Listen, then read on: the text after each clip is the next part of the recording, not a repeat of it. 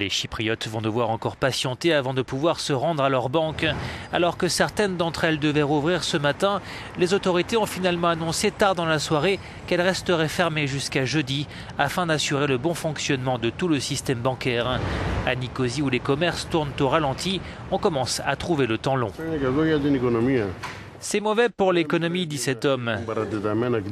Il ne devrait pas laisser les banques fermées si longtemps. Le commerce en souffre et les gens sont en colère. Cette incertitude perturbe la population, explique-t-il.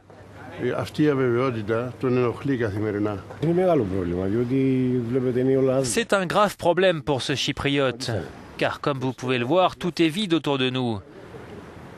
Les commerces ne fonctionnent pas car il n'y a pas d'argent liquide. Si la Banque centrale européenne limite nos retraits, les gens vont se précipiter dans leurs banques pour récupérer leur argent. En échange d'un prêt de 10 milliards d'euros, Chypre s'est engagé à restructurer son secteur bancaire, ce qui aurait des conséquences pour les gros déposants. Dans une allocution télévisée, le président chypriote a qualifié l'accord de douloureux, tout en ajoutant que l'île s'en remettrait. Chypre était au bord de l'effondrement financier. Nos décisions n'ont pas été faciles et le contexte n'était pas idéal. Nous avons négocié avec persévérance et responsabilité pour atteindre ce résultat qui garantit un avenir à notre pays.